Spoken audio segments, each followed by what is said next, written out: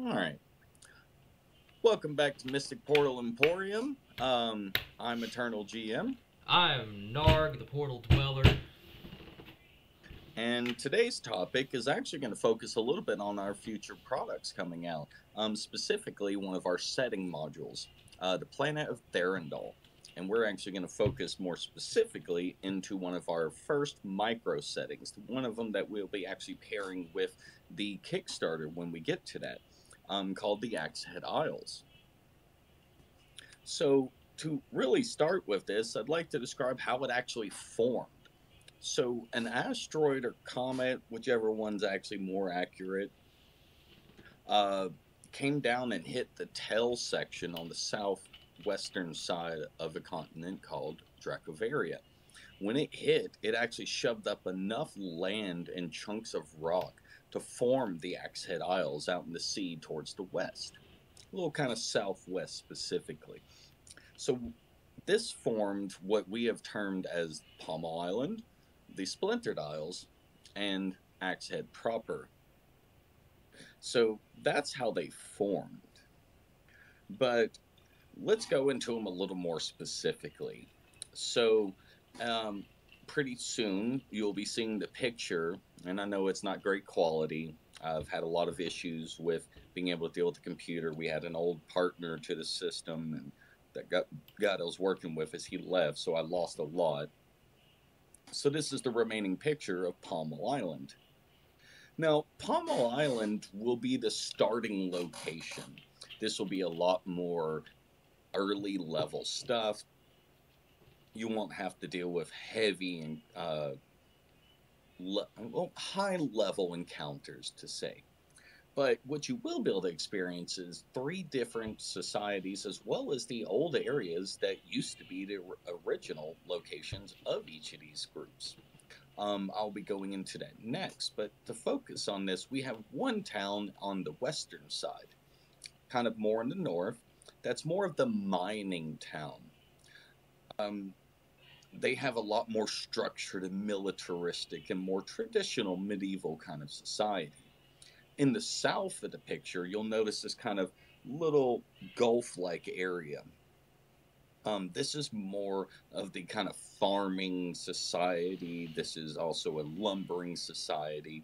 If you zoom in on the picture, you'll be able to notice the little lighthouse as well as um, you can see where they've been eroding the forest around them. This will probably be your intro location where you're starting off in this, if anyone runs an adventure in it. In the north, you'll see we don't have the actual setting designed there. There is no town. Never got to complete that part yet. We're working on being able to access our map making programs again. But this will be the fishing village. And each one of these kind of ends up trading between each other to cause this. One of the things I want you to actually understand going into this setting is there is a deep mystery and a lot of hidden information about the truth of what's going on in this setting, which we'll go into a little bit of details as we go further along.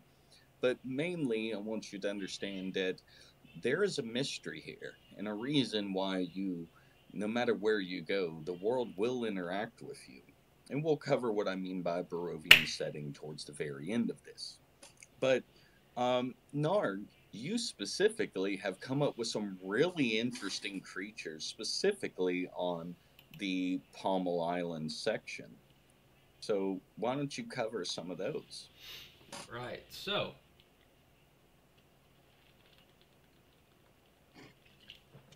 uh,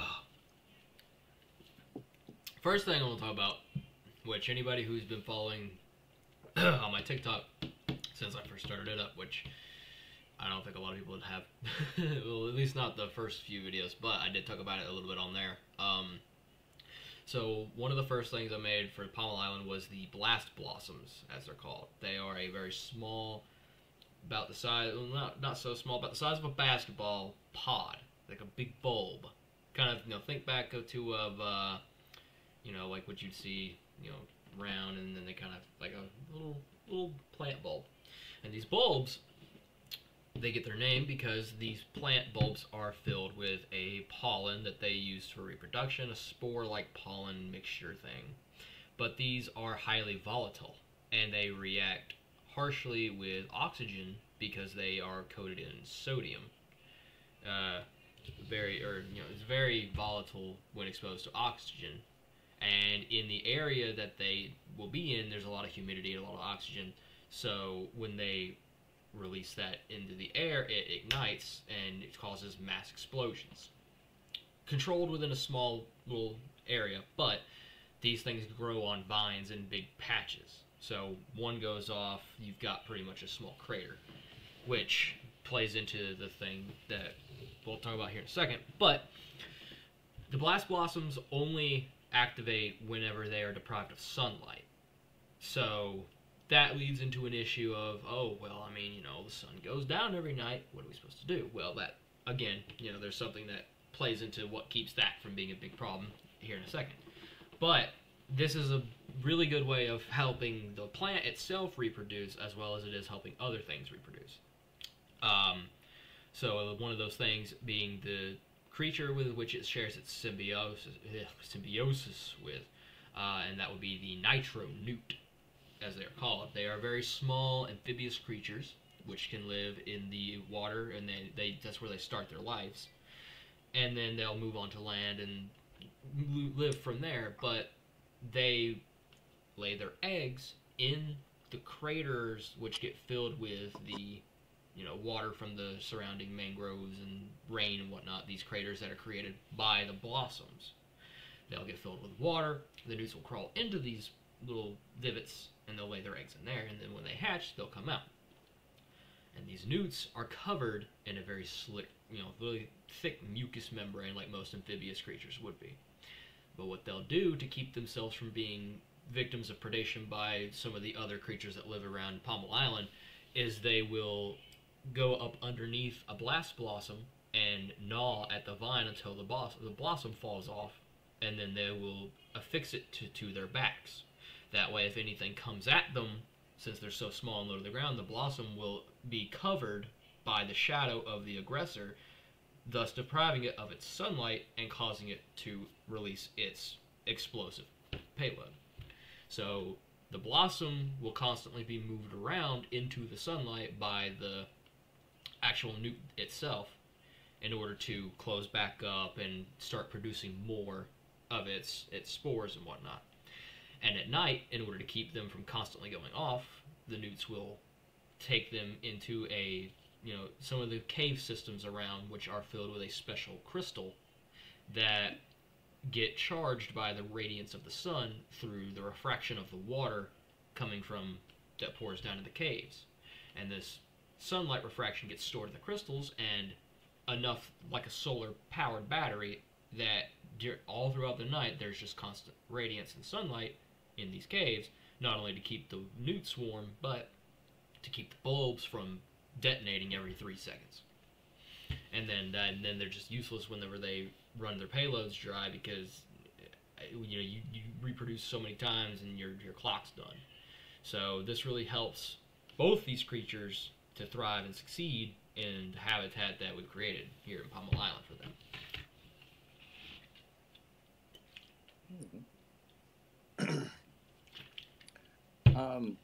So I don't remember the exact details, but I do remember the acid llamas being a part of some of the creatures we created under a specific anatomic thing we created. We'll get into that in a moment, but they specifically, weren't they actually a part of the farming culture or something in Pommel Island? Yeah.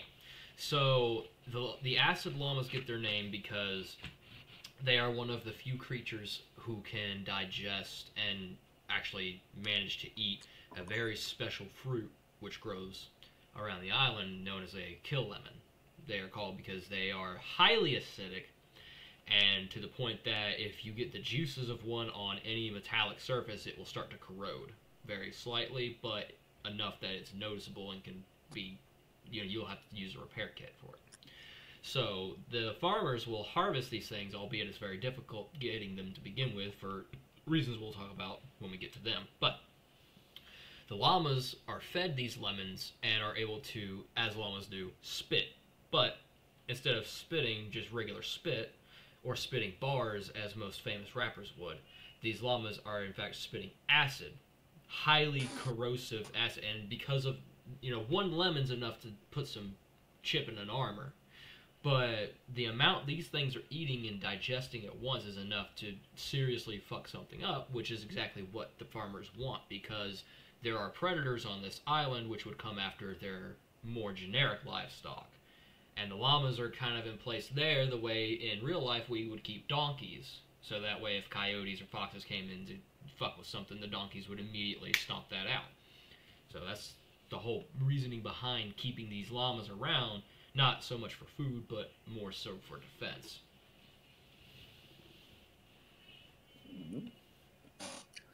Um, Actually, one last cool one before we move on to Axe Head proper, before we cover the Splintered Isles.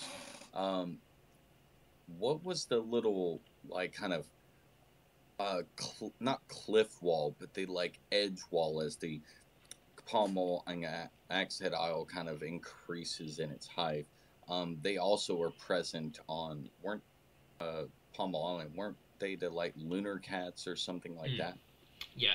So the lunar panthers are one of the predators on the island, and that's the main one that's kind of at the top of the chain that isn't insectoid in nature, and that's what the llamas are in place for, is to keep these giant six-limbed cats from coming up in there in the middle of the night and wrecking every bit of farm stock that you've got, because these things are very voracious and they're very hard to actually see due to the way that their biology works.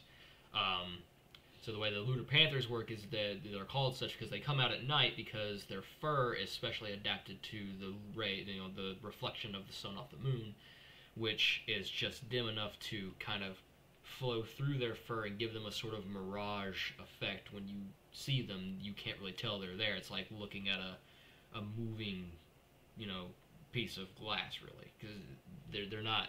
It's not something that you can easily see. But luckily, the llamas are adapted to. They can see the movement better than the humans can, or any other race present on the island. So that's why they keep them around, is to keep an eye out for them.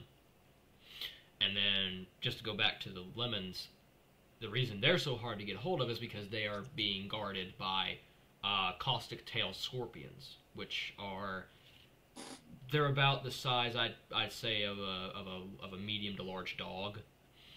And these things eat these lemons as part of their natural diet, so they're very defensive over them. It's kind of how bees are with honey. They don't, the scorpions don't make the lemons, but they eat the lemon. They protect them as if it was something, that they, like a hive kind of thing. And these things will shoot the acid from their tails as well as inject it directly to you. So they're very difficult, especially from the fact that they're also positioned on the cliff faces of the island.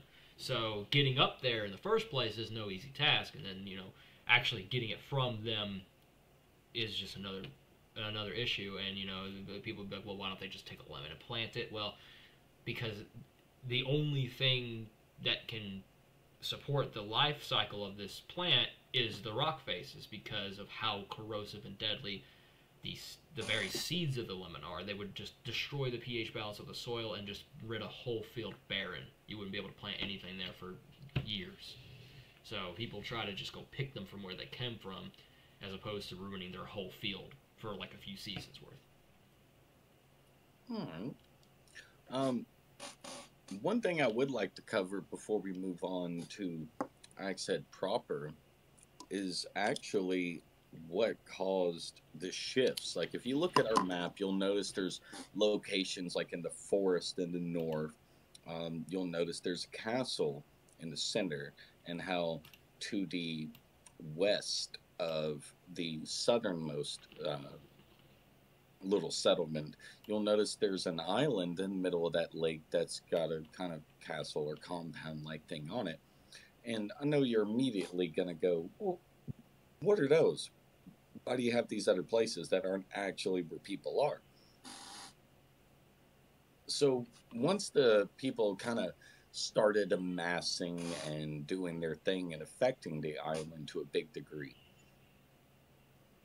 we have on Axe Head proper a three dragons specifically, but I'll go into once we get to that section the difference in our dragons from other systems. But we have a lightning dragon that is the main big bad boy of this setting. And he didn't like the fact that the humans would eventually, oh, well, humans and other species that are part of the local groups, didn't really like what they were doing. So he came out and just completely wrecked shop on these other places. And so this is actually showing that the people had shifted due to great, like, very damning and scary events that happened in their past. They've almost become legends, but they're wives' tales that still recount what actually happened. So this is a bit of the in-setting representation of how major damaging events can cause people to want to shift to different locations. Actually, like the fishing village is the one that made it out the best. But the people up on the far west, up on that kind of uprising, the mining society, they were once in the middle of the forest. And as you've noticed, that's like a huge area where a lot of the trees have been kind of removed. And that's where they originally were. The society that's in the south, the fish and the kind of farming and everything like that, they had to adapt more than the other two places.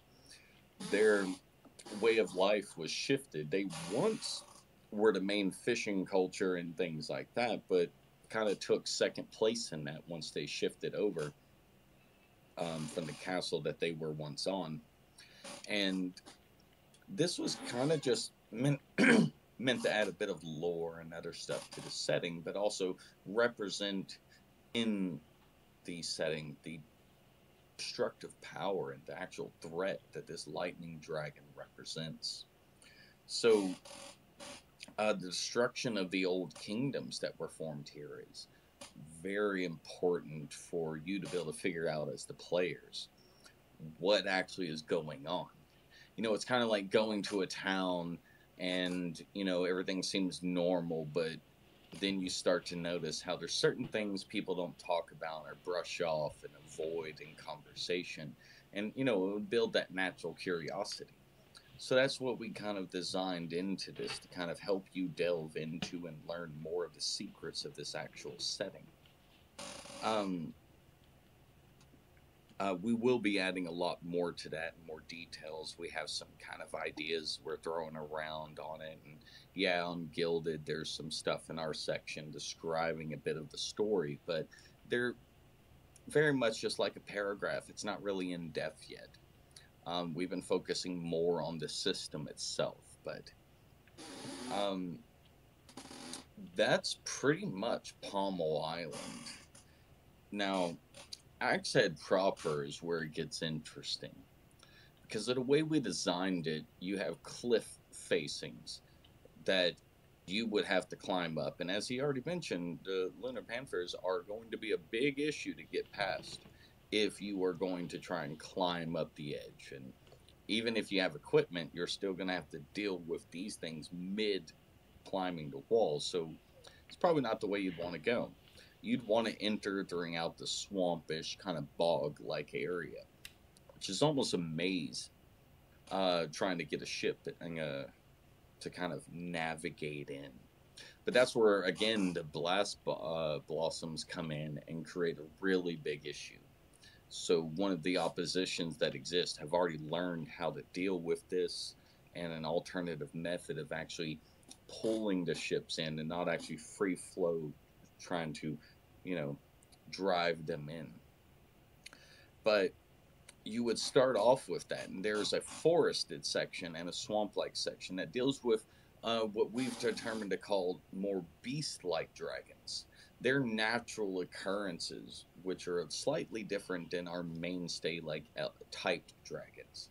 like the lightning dragon that we've mentioned.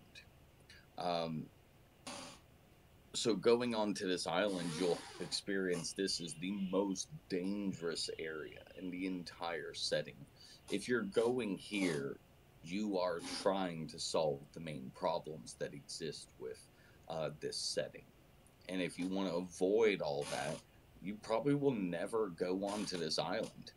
There'd be no reason to face great opposition for no reason. But some of the cool things that have come out from this, we have, if you once we eventually get the maps out there, you'll notice that there are kind of a section where it drops off and then drops off again. This is where some of the natural waterfalls are occurring, as well as a stream of water going left to right of the island looking at the map. And with these kind of algae eating little fish, they've ended up making the water very clear.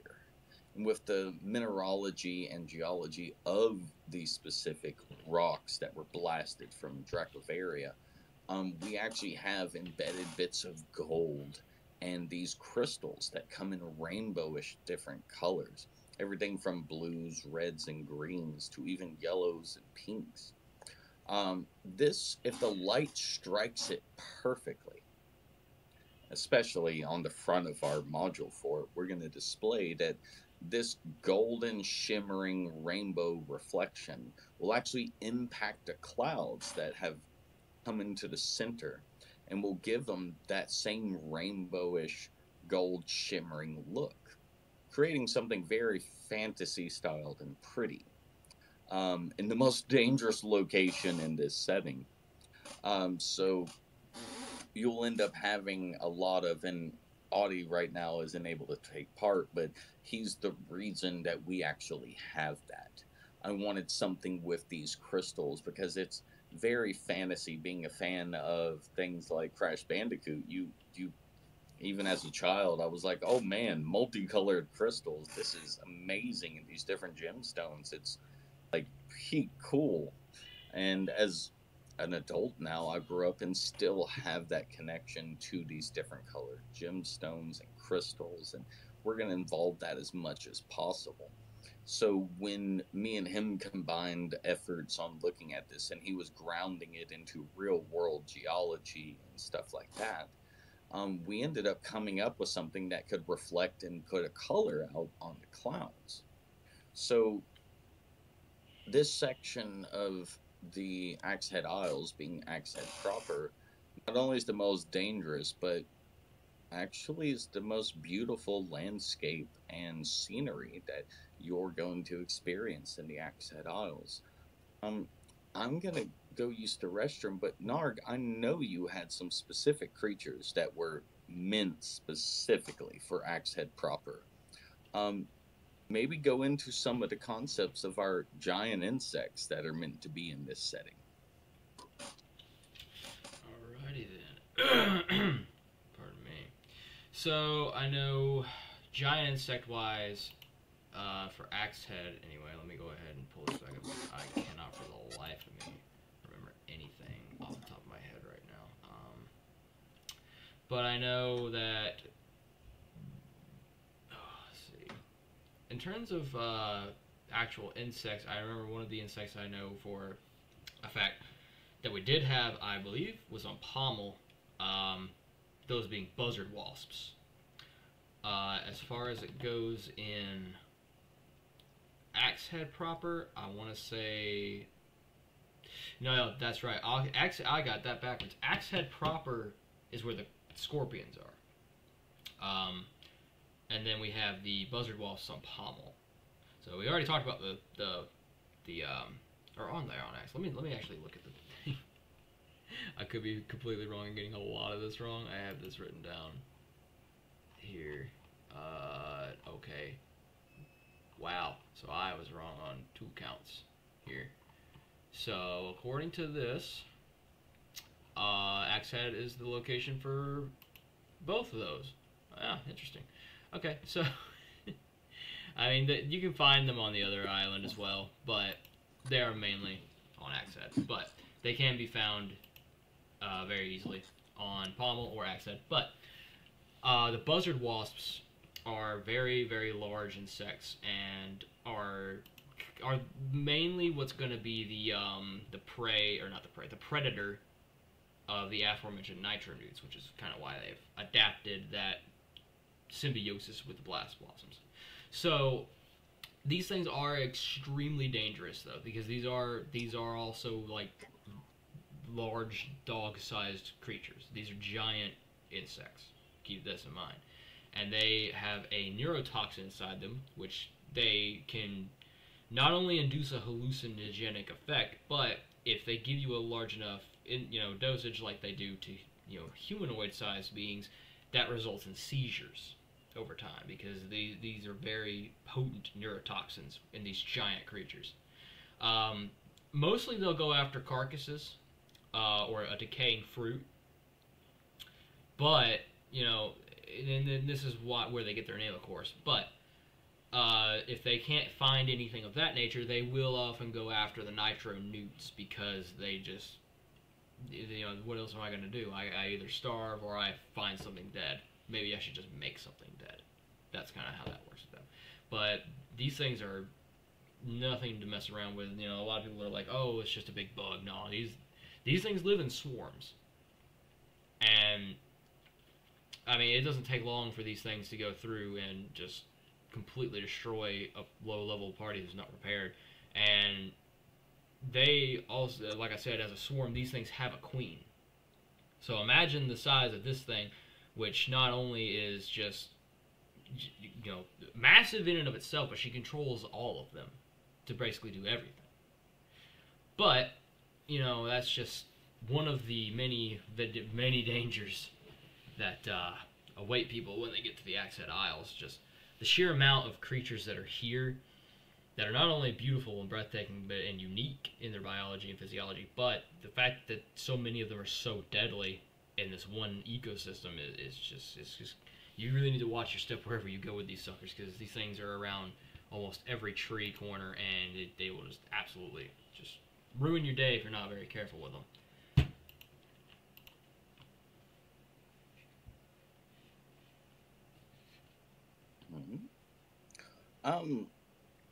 So I think this is a great transition to go to the Splintered Isles. And no, we're not going to be able to break down every single one. We don't even know exactly how many we're putting. But some of them are actually really kind of cool. Like, we actually have one that's a call out to another fandom that we like. But I think out of all of them so far, I forget what we have the name of it, but it's basically like the webbed island. It's covered in spider webs, and it's all. Uh-oh. And its children will actually. Oh. Has been drained by its mother, and hey, but I'm just gonna go ahead literally and cut you off walk real quick. around. Yeah, a lot of everything you just said, like the last thing you said was webbed island, and you have been gone since. Your camera's bugging out, your mic's bugging out, everything's bugging out on your end. Bugging out. Oh boy. Oh, folks, we are having some very, very technical difficulties. Right. Okay, I see a black screen. Yeah, this is gonna be fun. Oh.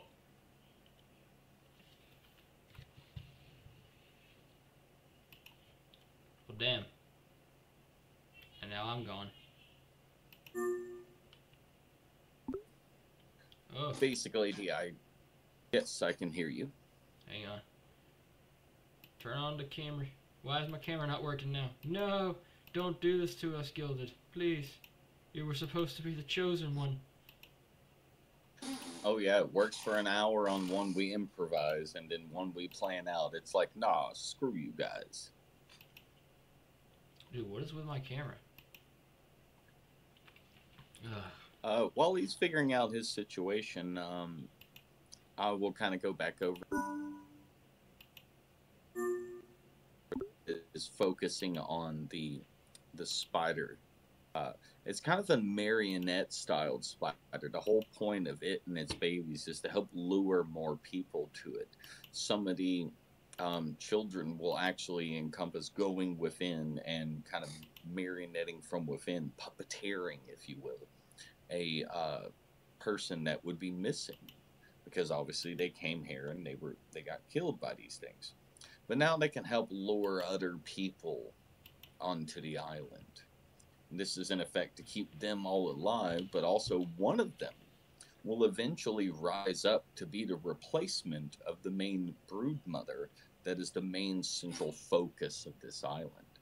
Um, this was originally an idea of Narg's, so he definitely. Oh, hello. Oh, God, no.